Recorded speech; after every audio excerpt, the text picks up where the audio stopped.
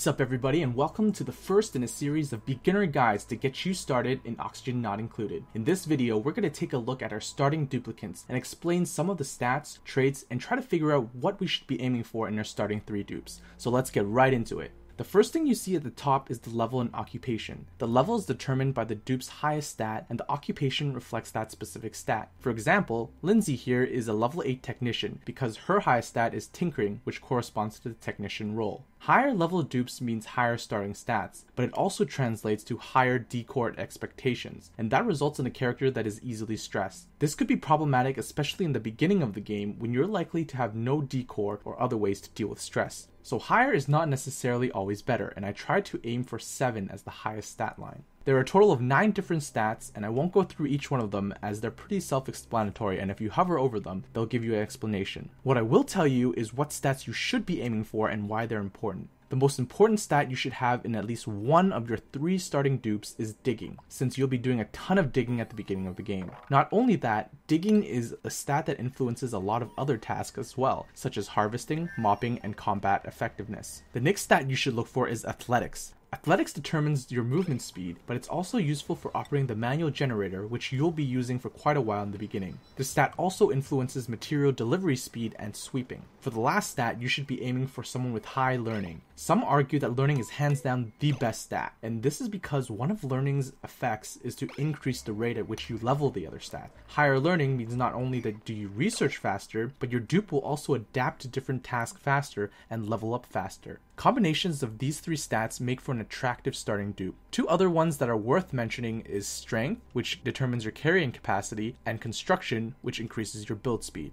Moving on to traits. Positive traits can be split into 2 main categories, stat bonuses and resistances. The majority of the positive traits give a numerical bonus to a specific stat, while the rest give a stronger immunity to diseases or stress or something else. If you're lucky, you can get someone with high mining and then have a positive trait like Twinkle Toes, which will also give them high athletics. This results in a dupe with 2 very good stats in the beginning. Negative traits vary much more. They can range from things like narcoleptics, which makes your dupe randomly fall asleep sometimes, stat decreases, restrictions from certain tasks, or even make your dupe consume more food. The 2 negative traits you want to avoid the most are mouth breather, which makes them consume more oxygen, and flatulence, which creates polluted oxygen occasionally. As for the stress responses, the worst one is probably destructive, so try to avoid that if you can. If a destructive dupe hits 100% stress, they'll start destroying your structures and wasting valuable resources. In summary, the best 3 starting stats are digging, athletics, and learning. Avoid mouth breather and flatulence, and ideally choose the other stress responses over destructive. Remember, this is all based on early access, and they may likely add a lot of different traits and stress responses in the future. High medicine, for example, is currently not useful because the disease system isn't even implemented yet, so everything is subject to change. Let me know in the comments down below of what other topics you want me to go over. Thank you guys for tuning in, and if you liked the video, don't forget to thumbs up and subscribe. If you have an idea on how I can improve these types of tutorial videos, please let me know down below. You can follow me on social media and join my Steam Curator group in the links below. I'll catch you guys in the next one.